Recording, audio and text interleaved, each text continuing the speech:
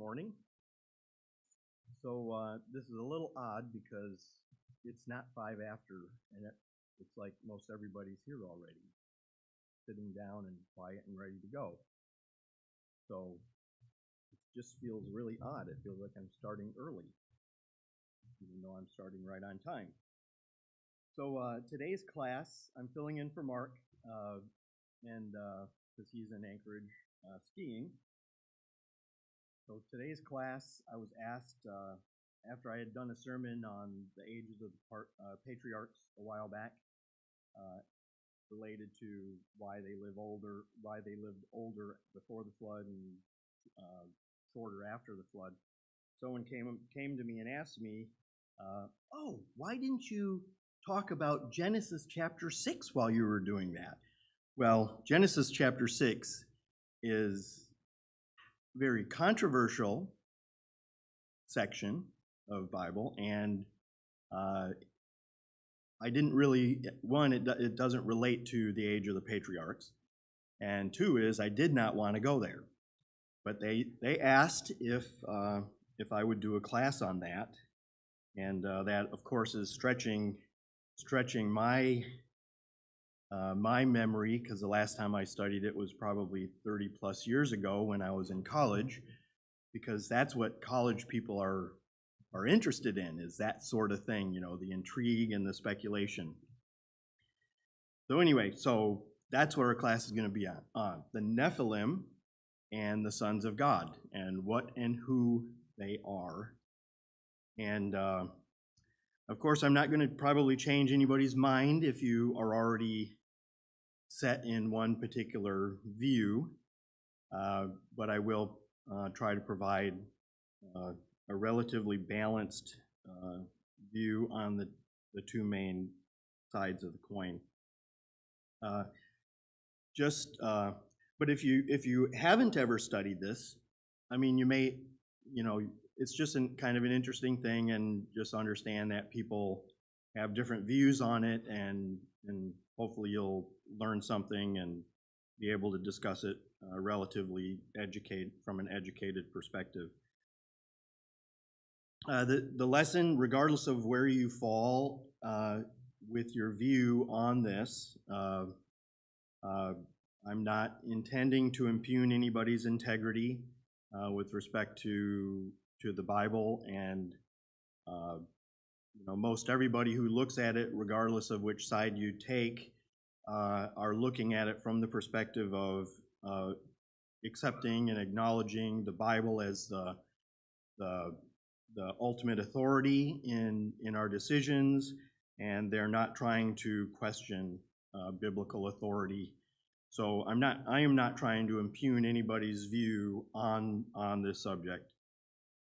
So in Genesis chapter 6, the Nephilim are mentioned, and then they're also mentioned in Numbers chapter 13 as well. So I would encourage you to, if you have your Bibles, flip to Genesis chapter 6 and then Numbers chapter 13, because we're going to be going there back and forth regularly. I will have it up here on the screen when we get there. And the version that I'm using is the New American Standard version, New American Standard Bible. So let's move on. So Genesis chapter 6, verses 1 through 5 says, "Now it came about when men began to multiply on the face of the land, and daughters were born to them, that the sons of God saw that the daughters of men were beautiful, and they took wives for themselves, whomever they chose. Then the Lord said, My spirit shall not strive with man forever, because he also is flesh. Nevertheless, his days shall be 120 years. The Nephilim were on the earth in those days, and also afterward, when the sons of God came into the daughters of men, and they bore children to them. Those were the mighty men who were of old, men of renown. Then the Lord saw that the wickedness of man was great on the earth, and that every intent of the thoughts of his heart was only evil continually. Here you see a couple of things. One is the sons of God, daughters of men, and the Nephilim. Also, you see the phrase that those were the mighty men who were of old, men of renown. Those are things that play into the discussion about each particular, or the two different views, the two different main views. And then in Numbers chapter 13, verses 30 through 33, it also speaks about the Nephilim with respect to the going into the land of Canaan and the spies that went into the land of Canaan. Then Caleb quieted the people before Moses and said, "We should by all means go up and take possession of it, for we will surely overcome it." But the men who had gone up with him said, "We are not able to go up against the people, for they are too strong for us." So they gave out to the sons of Israel a bad report of the land which they had spied out, saying, "The land through which we have gone in spying it out is a land that devours its inhabitants, and all the people whom we saw in it are men of great size. There also we saw the Nephilim. The sons of Anak are part of the Nephilim.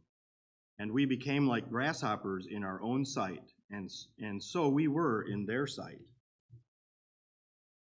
Well, so in this verse, the things that are important are, or the part that, with respect to the Nephilim, it's talking about all the people who we saw in that land were men of great size, and the Nephilim were there as well.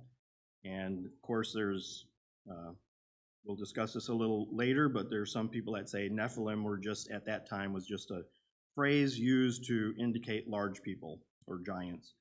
The Nephilim are defined as being the sons of Anak, who are the Nephilim. They are also, would be their descendants would be the Anakim, and not Anakim Skywalker either, and the Anakim nation that was there. Okay, so there are two main schools of thought on this subject. Both have valid arguments for them and valid arguments against them. And so each of the views, each of the two views, the two main views are the fallen angel view. So the Nephilim are the fallen angels, or the sons of God are the fallen angels. And the other one is the sons of God are the fallen man view. So those are the two main views. There's a lot of other views that are associated with this, but for the most part, they all boil down into these two lines of thought. One of the thoughts is that the sons of God are referring to space aliens, but of course the Bible doesn't give us a lot of basis to discuss that, so we're not considering that view. Other views are that the sons of God were demon-possessed men, and another view is that on the other side is that the sons of God were just the descendants of Seth, or the Sethites, the Sethite view. Okay, so these are the two main lines of thought. And so the first view is the sons of God were fallen angels who saw that the daughters of men were beautiful, so they cohabited with them. The resulting offspring of these were the Nephilim, who were an extraordinary race of giants and became mighty men of old, men of renown. The reason they were able to do that was because they were giants, and they were half angel, half man. The wickedness that resulted from the union of fallen angels and humans prompted God to send the flood to destroy the earth. The second view is that the sons of God were human men that were following after the one true God, which is why they were referred to as the sons of God. These men were enticed by the beauty of the daughters of men, who were women that were not following God, or they were wicked women. The sons of God took the daughters of men as their wives, whomever they chose, and consequently fell away from serving and following God, and they did evil. The resulting increase in wickedness on the earth resulted in the flood. The reference to Nephilim here is considered a parenthetical statement, just indicating that they were an extraordinary people that were living at the time that were worthy of note, perhaps due to their size, and they existed before and after the sons of God and the daughters of men started to intermarry and bear children. And so those are just kind of the highlights there. Okay, with respect to the Nephilim being the product of the sons of God and the daughters of men, the scriptures do not support this view. Looking at multiple translations, and I looked at a bunch, they all contain a similar phraseology with respect to each other, including the NIV, which is not a super reliable study Bible. With respect to Genesis chapter 6, verse 4, the Nephilim, it says, the Nephilim were on the earth in those days and also afterward, when the sons of God came into the daughters of men, and they bore children. So this would indicate that the Nephilim were there before and after the sons of God went into the daughters of men and bore children. So they are not the progeny of those two groups of people. They are a separate entity that existed before and after. So the only version that the only book that I read or looked at that had something different was the Message and or the MSG paraphrase, and that said exactly what you would want to hear if you believe the fallen angel view. And so the MSG paraphrase, we all know how bad MSG is for us, so I would say steer clear of it if you want to do study. Okay, so if the Nephilim were not, that was actually a joke and nobody laughed? God. Anyway, so if the Nephilim were not the product of the sons of God and the daughters of men, what were they? So that gets us into the discussion of what the word Nephilim is. So Nephilim is a difficult word to translate since it only appears twice in the Bible, and once is in Genesis and once is in Numbers. So it's very difficult to get a clear definition as to what it means. All we do know is that it wasn't, whatever they were extraordinary. They were some exceptional people during that time that were worthy of being noted by Moses in Genesis chapter 6 and also in Numbers. So the word Nephilim is believed to be related to two different, or possibly one of two different words, or both of them together. The first one is nephal, or to fall, and the second one is pala, which means extraordinary, or it could be one or the other or both. So we've already established that the Nephilim were a separate entity from the sons of God, who were supposed to be fallen angels, and the sons of women, which were supposed to be human. So as the view goes, so they're separate. So the fallen angel view will say nephal means, oh, they're related to the fallen angels. Well, we've already, I believe, established that they're not the progeny of those two. So if it is related to nephal, it could be related in a way that means to fall upon, like someone who attacks others or assassins. If it is related to pala, which is exceptional, it just means that they were exceptional beings. And when we look at Numbers chapter 13, kind of gives us indication that maybe these guys are related to related to like someone of a large stature, like giants. So that actually, this here.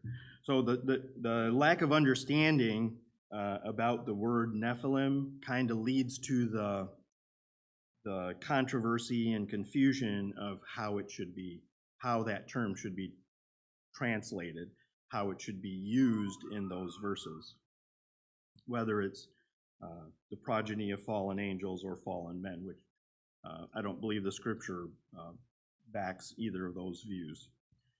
From the context of Numbers chapter 13, there is support of the Nephilim being giants. In context of Numbers chapter 13, it places, I do that, yep, okay. It places the inhabitants of the land of Canaan as being people of great size or giants. So it would be safe to say that stature may be one of those things that made them exceptional.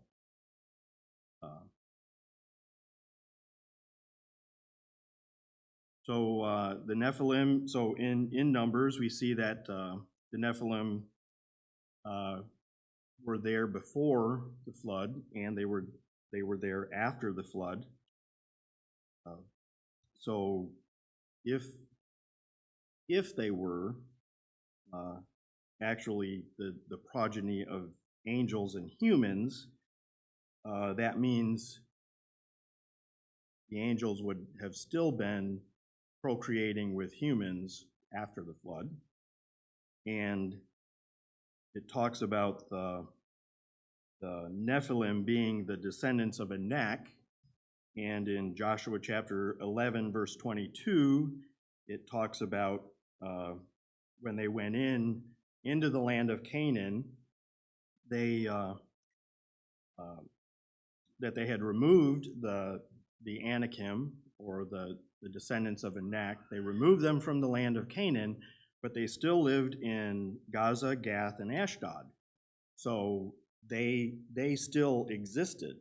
So if that were the case, that means their genetics would still be in existence today, still be in existence, and probably even today.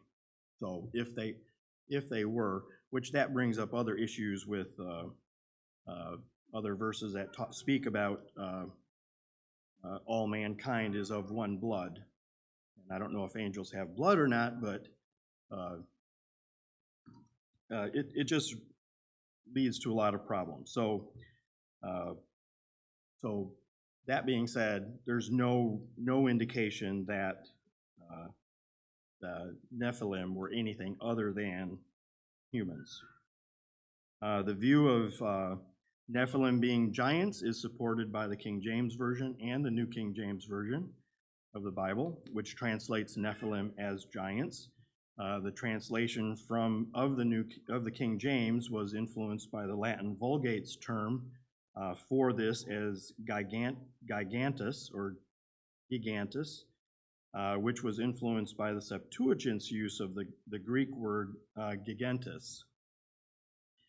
The word, which actually has support, would be supported by the verses in Numbers chapter 13. The context of Genesis chapter 6 doesn't really shed any light on whether they were giants or not. So we don't have any indication from Genesis chapter 6 as to whether they were giants. All we know is that they were an extraordinary being or people that were worth mentioning. So one of the arguments for the Nephilim being the progeny of fallen angels and humans is that they are believed that they were mighty men of old and men of renown, which meant that they had to be some kind of exceptional being created from an exceptional union. So going back to Having looked at multiple translations, there is a case to be made that Genesis chapter 6 verse 4 could be related to indicating that the men of renown, mighty men of renown, is pointing back to the Nephilim, but it really looks like it's not pointing back to the Nephilim, it's pointing back to the children of the sons of God and the daughters of men. So most, all of the translations that I looked at, except for the MSG paraphrase, indicated this, same phraseology. And it is, the Nephilim were on the earth in those days, and also afterward, when the sons of God came into the daughters of men, and they bore children to them. Those were the mighty men who were of old, men of renown. So those were the mighty men who were of old, men of renown, could be referring to the Nephilim, but probably not. It's more likely referring to the children of the sons of God and the daughters of men. And the basis for that is the Hebrew word Ish, I-Y-S-H, is the word for man or descendants of Adam. So Adam even used that term of himself in Genesis chapter 2, verse 23. The line of reasoning with respect to men, or Ish, in Genesis chapter 6, we see verse 4, it says, the children became the mighty men, or Ish, of old, men Ish of renown. So it's referring to descendants of Adam. So the mighty men were descendants of Adam. The men of renown were descendants of Adam. In verse 5, it talks about the wickedness of man. Ish was great, and God was sorry he had made man, Ish, on the earth. He was going to blot out man, Ish, from the earth. And in verses 8 and 9, which I don't have up here, Noah found favor with God and was a righteous man, Ish. The context of this reveals that Noah was compared with and among the mighty men and the men of renown in Genesis 6. And yet, unlike the men of renown and the mighty men, he was found righteous.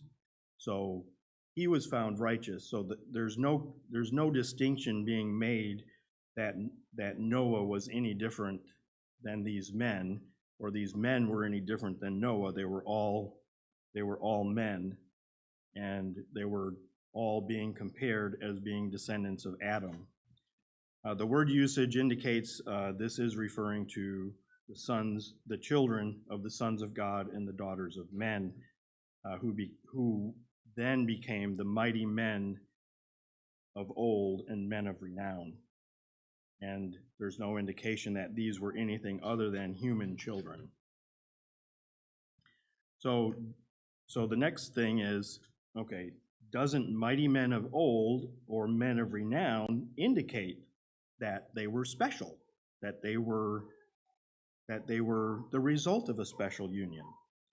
So if you look at the phrases for men of renown or mighty men, you'll see that there are references to those verses that are not referring to someone of a special union.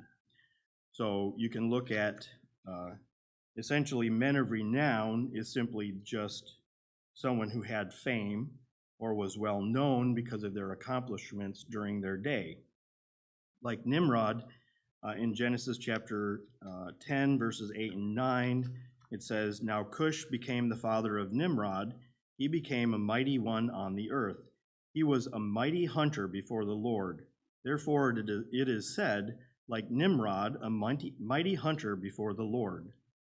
The beginning of his kingdom was Babel and Erech and Akkad and Calneh in the land of Shinar.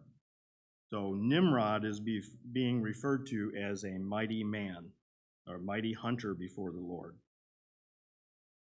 In Numbers chapter 16, verses 1 and 2, we read of some more people that were considered men of renown. And these were men. And in Numbers 16, 1 and 2, it says, Korah, the son of Izhar, the son of Kohath, the son of Levi, with Dathan and Abiram, the sons of Eliab, and On, the son of Peleth, sons of Reuben, took action, and they rose up before Moses, together with some of the sons of Israel, 250 leaders of the congregation, chosen in the assembly, men of renown. So these men that rose up against Moses were considered men of renown. They were well known. They had great accomplishments. And then in Ezekiel chapter 23, verses 22 and 23, it also speaks of men of renown that were going to come up against Israel from many nations and essentially attack her and conquer her. So being men of renown does not dictate that the men have to be the result of a special union of fallen angels and humans. It just means that they were well known for during their time as being mighty or accomplishing something. And then being of old, so this also talks about being of old, and all that means is that it's just, they were there, it was a long duration. They were there from antiquity, ancient, old. This is consistent when you consider it with the long lifespans of the patriarchs. It may have been an intentional rendering of this, indicating that the sin was not just a brief occurrence, but that it was systemic and that it had gone on for a long time. The long lives gave them time to make a name for themselves, and considering the context of Genesis chapter 6, it probably was a name that was made for themselves because of wickedness that was occurring, and it would have been wicked and not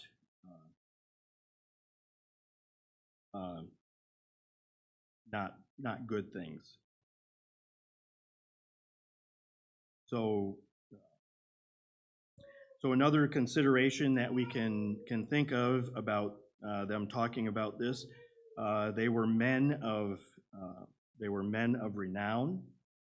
So they were significant and they were important during their day because of the things that they had accomplished. But who remembers who they are? Who knows what they accomplished? No one. Nobody today. The only ones that we know of are Noah and Nimrod. And that's because the Bible tells us about them. But even though that they were men of renown or mighty men, we don't know what they did or what they accomplished. So with respect to the Nephilim, I believe that so far I believe that we've established that the Nephilim were not the product of the sons of God and the daughters of men, but they existed before that and they existed after that, after those children were born. The Nephilim were an extraordinary group of humans, possibly due to their size and ability to attack people. They existed during this time, and they existed a quality that was significant enough to warrant them being mentioned in these verses. The children of the sons of God and the daughters of men were the ones that had become mighty men of old, men of renown, and if they were living during a time of, if Nephilim were giants and they were living during that time of giants, that might have constituted them becoming mighty men and men of renown if they're trying to defend themselves against giants. So the next question is, so we've separated the Nephilim from the progeny of the sons of God and the daughters of men. So now what about the sons of God? So, are the sons of God fallen angels? So the technical argument that for the position of the sons of God being considered fallen angels, that comes from the phrase sons of God, which is Bene Ha Elohim, which is used in Genesis chapter 6, verse 2 and verse 4. This phrase is the exact phrase is used in Job 1:6 and Job 2, verse 1, where the expression is the sons of God presented themselves before God because the verses in Job, so the argument is because the verses in Job are clearly indicating a reference to angels, that the verses in Genesis must also clearly be referencing angels. So that's the argument for angels being sons of God being fallen angels. So the technical argument for the sons of God being considered human men is that it comes from the position that if Moses intended angels to be sons of God to be angels in this phrase, he would have used angels. He used angels 15 other places in the Pentateuch. And so he was well aware of the difference, what the term was. And so if he didn't, if he used sons of God instead of angels, there was a reason. And because he used it 15 other places, 15 other times in the Pentateuch. The other part of the argument is in Job chapter 1, verse 6 and 2, verse 1, it is the context of the verses that dictate the interpretation of angels being applied to that phrase, not the phrase itself. And in Job chapter 38, verse 7, also has a similar phrase, but it doesn't have the article. So it's Bene Elohim and not Bene Ha Elohim. So it drops the direct article, but it is interpreted as angels directly. So the phrase itself can't be considered a technical expression that has to be interpreted as angels. And to follow up on this argument is in the Old Testament, there's many similar references to the sons of God as being human, and those expressions are actually more closely, even though they're not word closely related, the usage is more closely related than in Job. And one of those is in Hosea chapter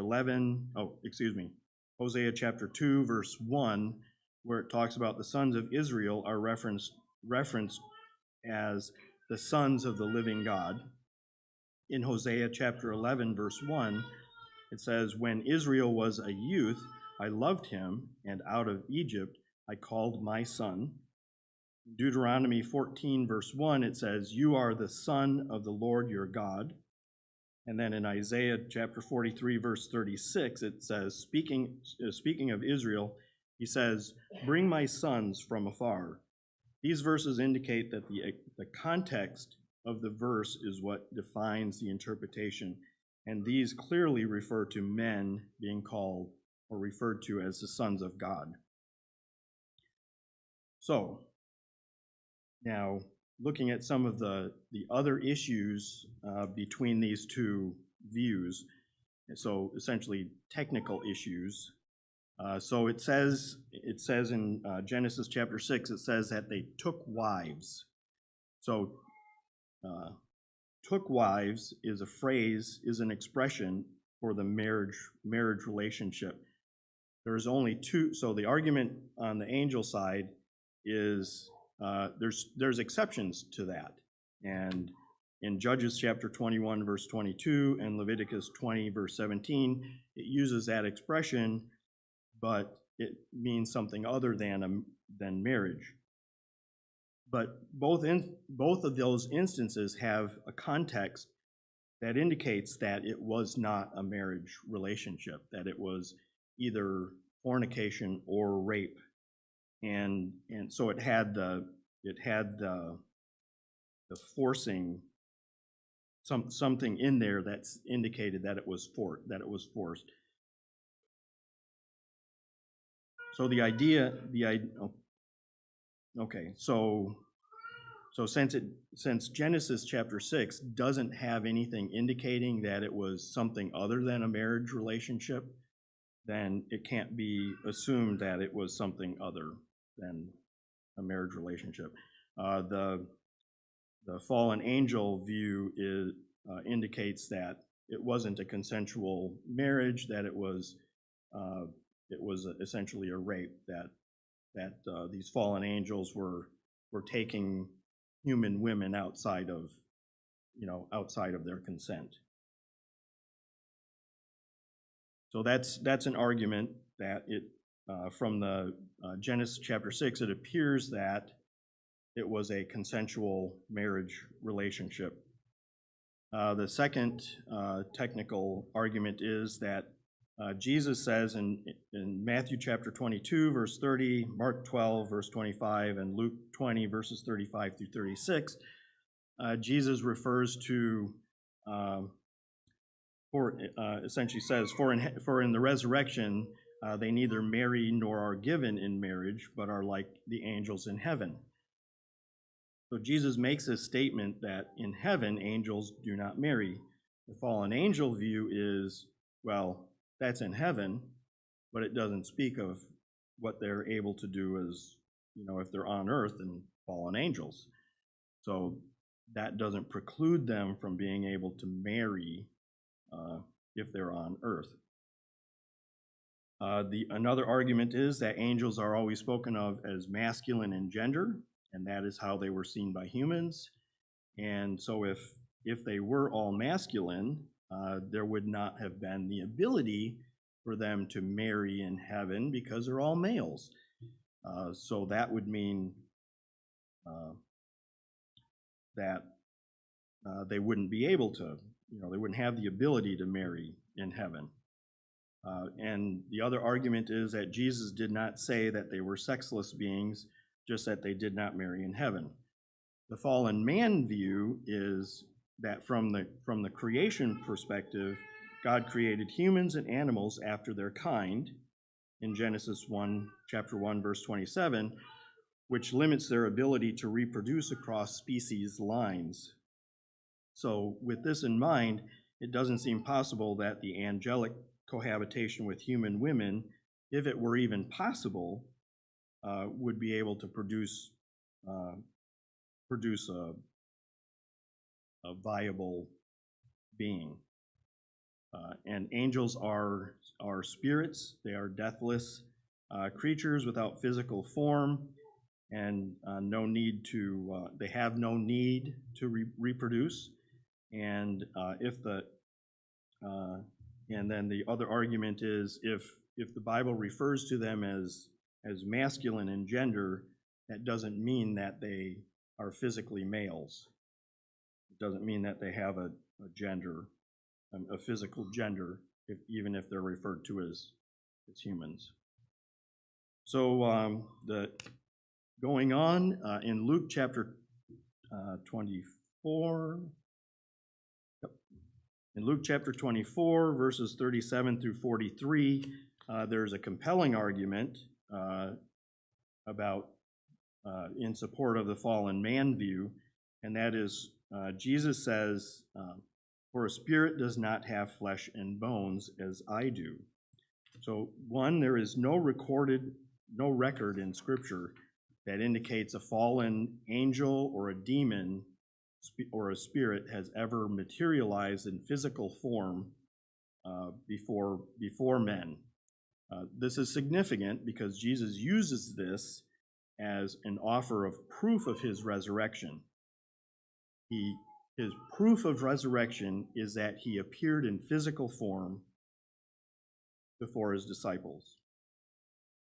In Luke chapter 24, verses 37 through 43, it says, "But they were startled and frightened and thought that they were seeing a spirit. And he said to them, 'Why are you troubled, and why do doubts arise in your hearts? See my hands and my feet, that it is I myself. Touch me and see, for a spirit does not have flesh and bones, as you see that I have. And when he had said this, he had showed them his hands and his feet. While they still could not believe it because their joy and amazement, he said to them, have you anything here to eat? They gave him a piece of broiled fish, and he took it and ate it before them. So if fallen angels or demons or a spirit could materialize in physical form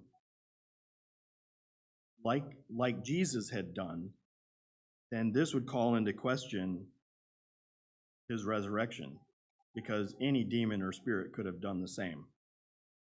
But Jesus uses this as proof that he was not a spirit, that he was physical, that his resurrection was true. And it would seem also from his statement that spirits or fallen angels would not have the ability or the power to be able to create physical bodies for themselves. So that would preclude fallen angels from being able to produce a physical body to be able to procreate with human women. So I am rapidly running out of time and not rapidly running out of material. So, so there's three New Testament phrases, or three New Testament passages that link spirits with angels, and with respect to perversion in Noah's day. The first is 1 Peter chapter 3, verses 19 through 20. And I'm not going to read it, but the question is, to whom did Christ preach after his resurrection? Were the spirits identified as those who were disobedient during the time of Noah? Were they the fallen angels, or was it referring to the sons of? Were the fallen angels being referred to the sons of God that are mentioned in Genesis chapter 6, or were the spirits the souls of the wicked and ungodly mankind that he's referring to? So were the spirits that are being referred to here the fallen angels, or were they the spirits of the souls of the mankind? Okay. And I know I didn't cover that very well, but I'm going to try to make it through this. Okay, so the next one is 2 Peter chapter 2, verses 1 through 11. And so the question here is, it's talking about the sins of angels. And so it's what sin of the angels is being referred to. There's three examples: the angels who sinned, the flood, and the cities of Sodom and Gomorrah.